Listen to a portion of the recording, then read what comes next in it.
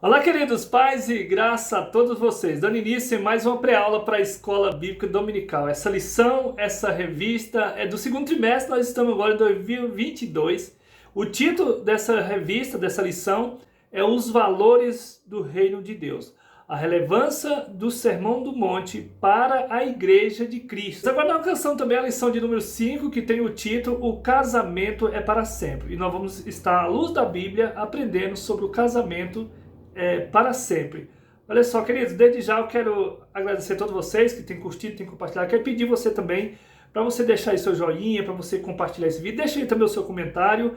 E você que está assistindo pela primeira vez o nosso canal, seja bem-vindo, receba o nosso abraço, o nosso carinho.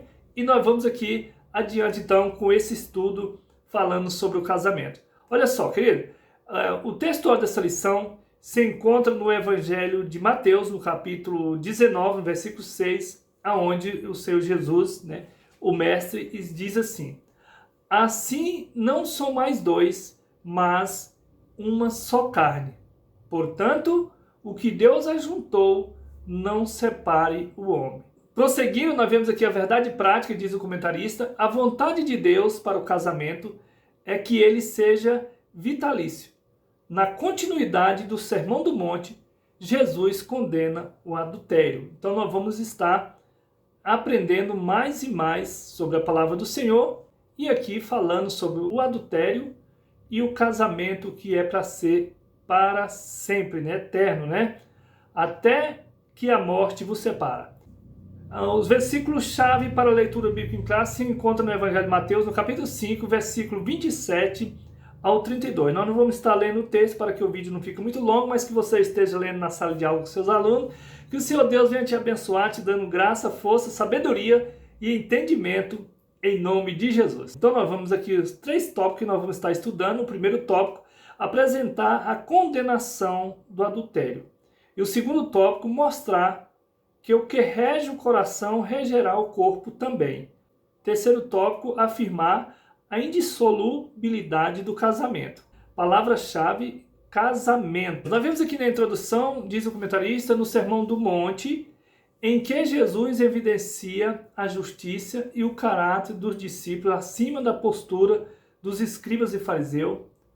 A preservação do casamento foi muito bem destacada, onde Jesus destaca aqui sobre a postura do casamento. Ao evocar o 7º mandamento, não adulterarás, Êxodo 20, versículo 14, a intenção do mestre é colocar o casamento no seu devido lugar, como foi designado, glória a Deus, pelo próprio Deus, Gênesis 2, 24. Ele continua dizendo aqui, na continuidade do seu ensino, Jesus expressa que tudo começa no coração. Assim cai por terra as teorias quanto ao divórcio, as evasivas criadas por aqueles que pensam em se separar do seu cônjuge, visto que os que realmente são dominados pelos valores ensinados por Cristo procuram em estudo a preservação da pureza da vida conjugal. Hebreus 13, versículo 4. E do verdadeiro lar cristão. Em Mateus capítulo 5, versículo 27 ao 32, Jesus esclarece que não há espaço para uma moral dupla, como deseja uma sociedade degenerada. Queridos, antes de iniciar aqui esse primeiro tópico, quero novamente convidar você para ir comigo até o final desse vídeo. E se você puder estar compartilhando aí, deixando o seu comentário. Também nós aceitamos a sua sugestão, falando aqui sobre o casamento. Deixe o seu versículo bíblico, deixe aí de onde que você está falando e que Deus abençoe você, Deus abençoe seu lar, que Deus abençoe o seu casamento. Vamos lá? Queridos, muitas das vezes nós que somos cristãos, aqueles que estão buscando a presença do Senhor, e muitas das pessoas pensam que mas não devemos falar, pregar sobre o casamento, sobre o amor, porque nós não vivemos ao pé da letra. Amados, sabe quando que você vai viver ao pé da letra? Nunca. Nós vivemos pela graça do Senhor. Então você que se sente aí, que você acha que você está fraco, que você não tem condição nenhuma de falar sobre o casamento, de falar sobre o amor de Deus, queridos, é nós que temos que pregar. Na medida que você fala a palavra do Senhor, pode deixar que o Espírito, a palavra do Senhor, ela é penetrante, ela vai na intenção, no coração. Não se cale. Por mais que nesse momento que você está aí pensando, e muitas das pessoas acham que você tem que se calar, não se cale. Jesus veio para nós que somos pecadores. Mas esse pecador que quer a graça de Deus, e você é um desses, você é uma dessas que quer a graça de Deus. Então não se cale, não tem momento nenhum que vai fazer com que me cale de eu falar da palavra do Senhor. Então, ouve ou deixa de ouvir, mas que a gente vai pregar, a gente vai falar da palavra do Senhor. E nós temos que falar, querido, não deixa nenhum momento da sua vida interromper. Mas eu não posso falar de casamento, eu não posso falar de amor, não posso falar de pecado. Podemos sim, porque que nós vamos falar da palavra do Senhor. É aqui o primeiro tópico, a condenação do adultério. Tanto a palavra de Deus vai falar comigo e vai falar com você. Então por isso que nós não podemos calar. Já imaginou se o inimigo colocar na mente de todas as pessoas, pregadores, pastores, missionários, irmãos e irmãs, que você não deve falar porque você é pecador? Que dia que você vai estar santo para pregar a palavra com a justificação sua?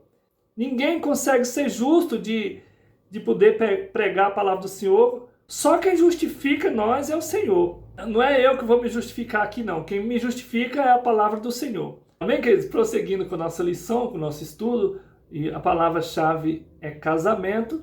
Nós vamos ver aqui o primeiro tópico, a condenação do adultério. Nós vamos ver essa condenação do adultério. A definição aqui de adultério, nós vemos que Jesus fala sobre a definição do adultério lá no Antigo Testamento, em Jeremias capítulo 3, versículo 8, versículo 9, vai falando aqui que naquele tempo do Velho Testamento era tido como adultério a idolatria, quando o povo de Deus largava de adorar a Deus e adorava outros deuses. Aí era tido como adultério, porque estava se prostituindo com outros deuses. Então, querido, agora Jesus vem e fala sobre o adultério. A definição do adultério agora no Novo Testamento, que Jesus fala, é do relacionamento, né, de um casamento, onde o homem tem um relacionamento fora, ou a mulher. Aí Jesus condena como pecado de adultério, né, que está pecando contra, né, o seu matrimônio. Veja só, querido. Segundo subtópico, a posição de Jesus quanto ao adultério. Então Jesus agora vem e se posiciona contra o adultério, porque agora é no pensamento, é no coração. E olha só, para Jesus a gênese do adultério está no coração, começando com um olhar cobiçoso e pensamentos impuros que levam à prática sexual ilícita. Então Jesus vem condenando aqui já no nosso pensamento, no nosso olhar. Jesus ampliou mais sobre esse adultério. O terceiro subtópico, os males do adultério. O adultério traz muitos males para o casamento, para a sua vida, no seu casamento, para a vida espiritual. Uma das primeiras coisas que faz é o mundo espiritual. Porque, querido, o mundo espiritual é o de mais importância para nós. Porque nós sabemos que essa parte da carne, tudo vai passar. Mas o que vai permanecer é o lado espiritual. E esse adultério, mesmo no casamento, ele faz com que morre espiritualmente. Porque essa pessoa vai se manter, né? Essa pessoa vai olhar mais para a carne, vai olhar mais para essa vida que vai perecer do que para a espiritual, deixando de adorar o Senhor. Veja só aqui em Romanos, capítulo 8, versículo 6. Porque a inclinação da carne é morte, mas a inclinação do espírito é vida e paz. Então nós vimos que lá em Gênesis, você vê que a inclinação da carne é morte. Se nós inclinar mesmo só para a carne, nós acaba morrendo. Veja aqui, Gênesis capítulo 2 e o versículo 24, aqui o casamento, aonde Deus nos coloca um prato, né? Quer dizer, a carne, né? Olha só, portanto deixará o homem, o seu pai e a sua mãe, e apegar-se-á a sua mulher. Veja só, e serão ambos uma só carne. E a carne, querido, para nada aproveita. Então, nós temos esse prazer da carne que o Senhor nos deu, mas dentro do casamento, junto com o Espírito, ela tem vida. Mas essa carne sem o Espírito de Deus, ela só é morte. Então veja só, e serão ambos uma só carne. Percebe que essa carne, ela, a pessoa que se joga nela, diz aqui, ó, porque a inclinação da carne é morte. Percebendo aqui em Romanos capítulo 8, que se a gente se inclinar só para o lado da carne, que é o lado da prostituição, que é o lado do adultério, então você está indo para o lado da morte. E não tem saída. Por quê? Veja só, porque a inclinação da carne é morte, mas a inclinação do Espírito é vida e paz. Como é que eu vou ter paz? Mas se eu tiver só na minha carne, no meu relacionamento, no meu casamento, será que eu vou ter paz? Não, eu só vou ter paz se eu inclinar tudo isso para o Espírito que é vida e paz. Então, se eu ficar no casamento e eu não estiver buscando o Espírito de Deus, adorando o Senhor, então acontece que eu não vou ter paz? Não vai ter paz, porque você não vai ter paz na carne. Veja só, prosseguindo aqui, Romanos capítulo 8, versículo 7.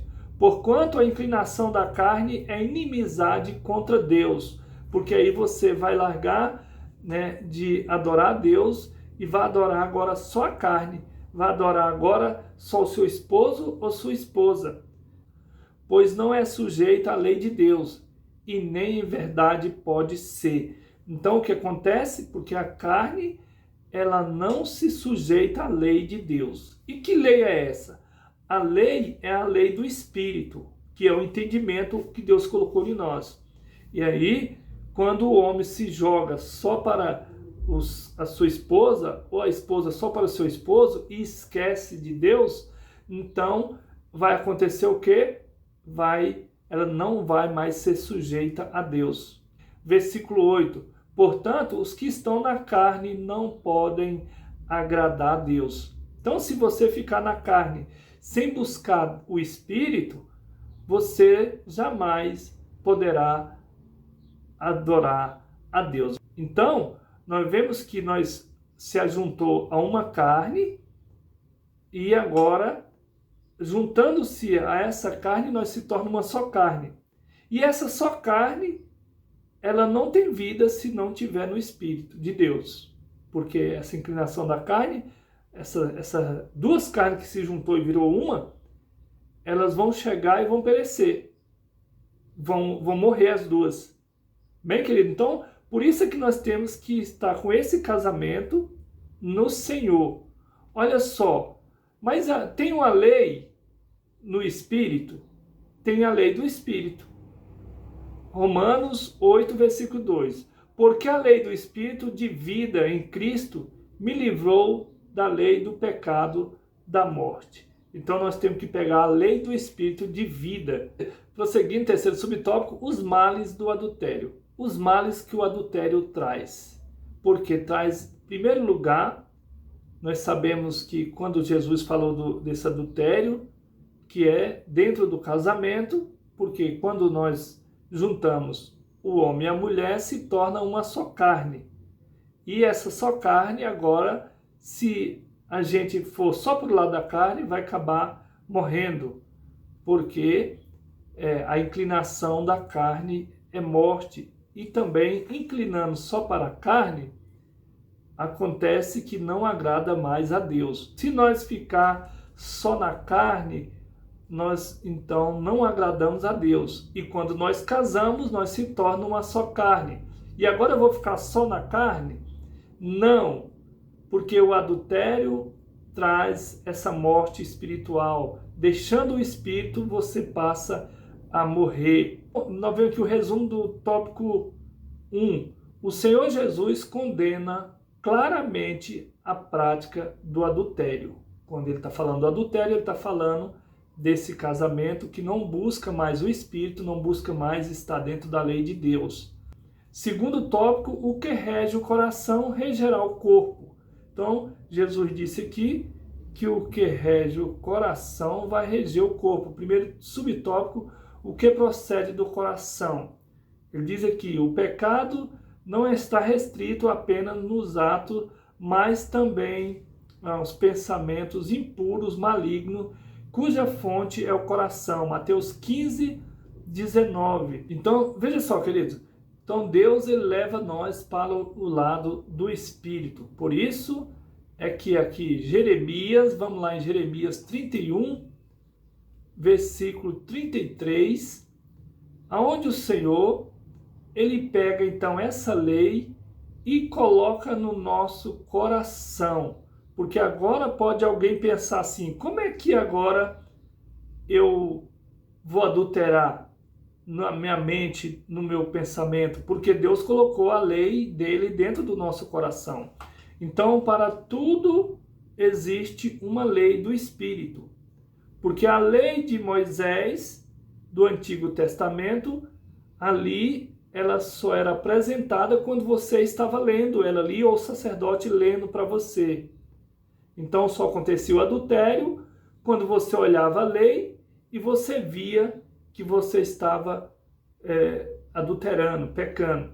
Mas Deus, com toda a sabedoria, pegou esse espírito da lei e colocou dentro do nosso coração. Então, aquelas leis lá da pedra, os 10 mandamentos, eles morreram? Não. Eles morreram aqui lá da pedra, mas a lei do Espírito agora está dentro de nós, ela nos condena, porque há uma lei do Espírito para todas as coisas. Para quem está no casamento, para quem está fora do casamento, para quem é criança, para quem é jovem, para quem é senhor, para quem é senhora, para quem mata, para quem rouba. Então, essa lei do Espírito, Deus com a sua sabedoria colocou dentro de nós. Então, você agora já tem esse Espírito. Jeremias 31, versículo 33, está escrito assim: mas esta é a aliança que farei com a casa de Israel. Depois daqueles dias, diz o Senhor, porei a minha lei no seu interior e escreverei no seu coração. Então o adultério, ele ficou agora na lei do Espírito. E onde é que está a lei do Espírito? Vamos aqui em Romanos 8, versículo 2. Porque a lei do Espírito de vida, veja só que aquela lei foi colocada no nosso coração, é a lei do Espírito de vida.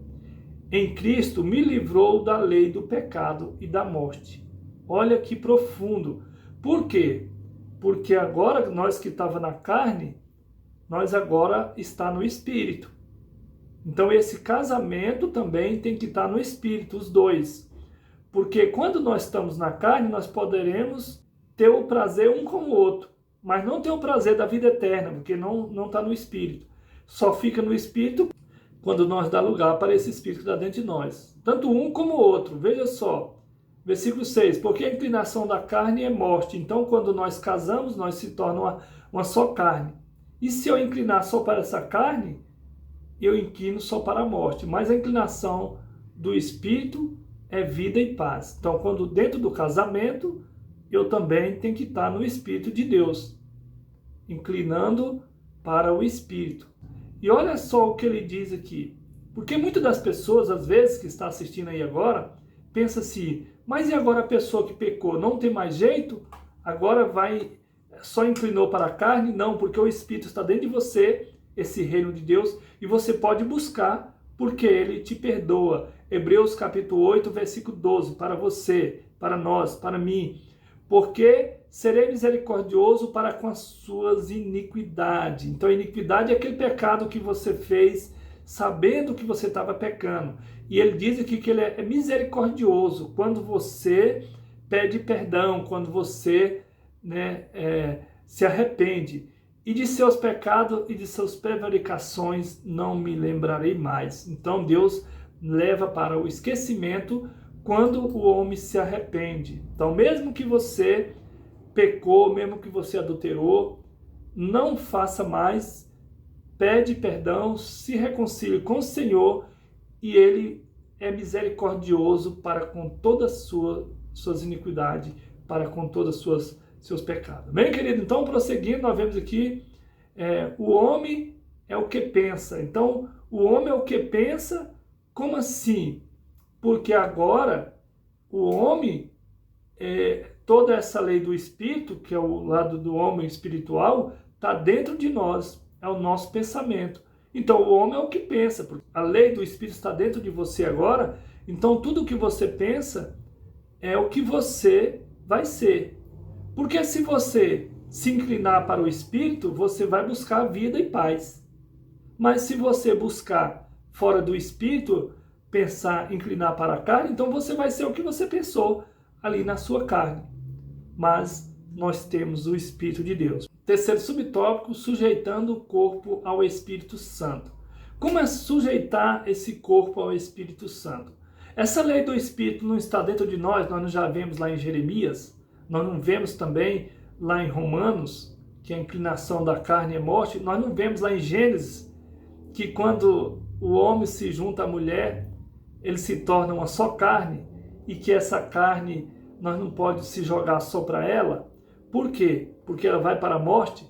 E aqui então, se nós sujeitar esse corpo nosso para o Espírito, então o Espírito vai dar vida.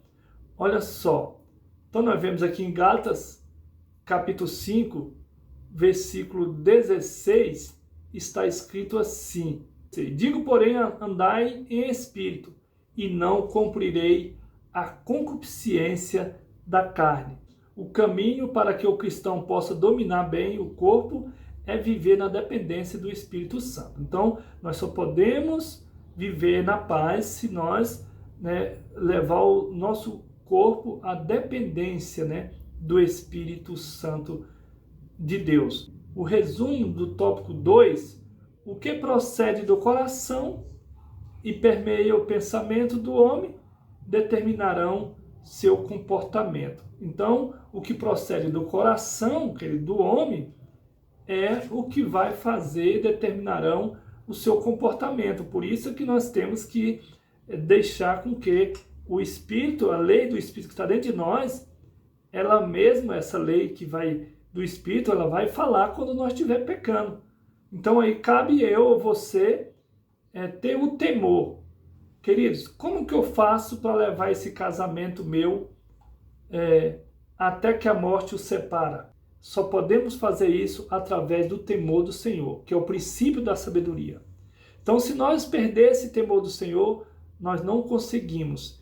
E aí você pode ter estudo bíblico, você pode ter estudo para casais, você pode ter ensinamento para casais. Se não tiver o temor, cada um, o temor do Senhor, que é o princípio da sabedoria, nós não conseguimos. Então, é só com o temor do Senhor, só com o temor do Senhor. Ainda mais nesse mundo que nós vivemos de hoje. O terceiro subtópico, a indissolubilidade do casamento. Olha só, primeiro subtópico, o casamento na perspectiva bíblica. Veja só que o casamento na perspectiva bíblica. O casamento foi a primeira instituição que Deus fez, que foi o casamento de Adão e Eva. Então, foi criado por Deus, veio de Deus. Sabemos que o casamento é o mais fundamental de todas as instituições sociais. Gênesis 1, 28, Gênesis 2, 24.